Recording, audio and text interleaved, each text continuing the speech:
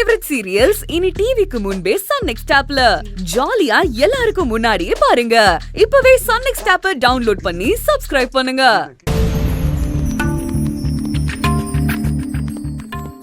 சந்தோஷ், சொல்லுங்க சிஸ்டர்.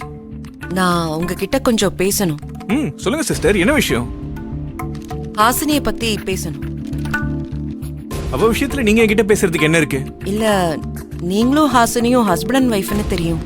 ஒரு பிரச்சனையால பிரிஞ்சிருக்கீங்கன்னு கேள்விப்பட்டேன். ஓ, உங்ககிட்டயே சொல்லிட்டாளா அவ?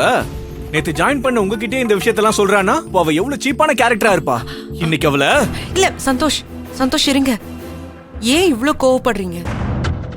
ஒரு கூட பிறந்த அக்காவை நினைச்சுதான் என்கிட்ட அவங்க ஷேர் பண்ணாங்க. நான் ஃபோர்ஸ் பண்ணதுனாலதான் அவங்க சொன்னாங்க.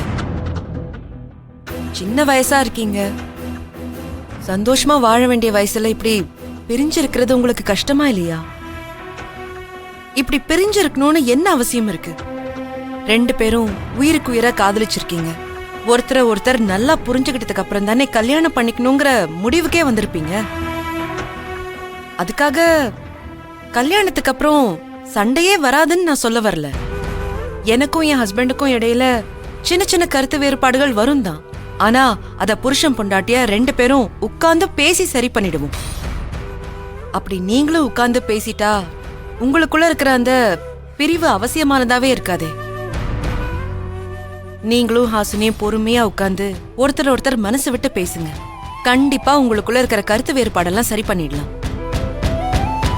பெரும்பாலும் காதல்னாலே எல்லாருக்குள்ளயும் ஒரு தப்பான அபிப்பிராயம் இருக்கு. காதலிக்கிற யாரும் கல்யாணம் பண்ணிக்கிறது இல்ல, அப்படியே கல்யாணம் பண்ணிக்கிட்டாலும் அவங்க கடைசி வரைக்கும் ஒன்னா வாழறது இல்லைன்னு ஒரு பொதுவான எண்ணம் பல பேருக்குள்ள இருக்கு. அத உண்மைன்னு நிரூபிக்கிற மாதிரியே கல்யாணமான கொஞ்ச நாள்லயே சின்ன சின்ன பிரச்சனையாலும் கருத்து வேறுபாடுனாலையும் டைவர்ஸ் வேணும்னு கோர்ட் வாசல்ல போய் நின்னுடுறாங்க. அப்படி ஒரு சூழ்நிலையில தான் நீங்களும் ஹாசினியும் இருக்கீங்கன்னு என்னால புரிஞ்சுக்க முடியுது.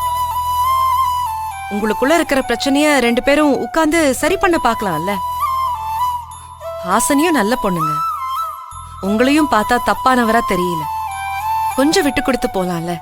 நான் உன்னை சொன்னா தப்பா எடுத்துக்க மாட்டீங்களே? இல்ல சந்தோஷ், சொல்லுங்க. நீங்க யாரு? ஆ? யாரு நீங்க? இல்ல சந்தோஷ், நான் உங்க நல்லதுக்காக தான். நீங்க தப்பா எடுத்துக்காதீங்க. தப்பா தாங்க எடுத்துக்குவேன்.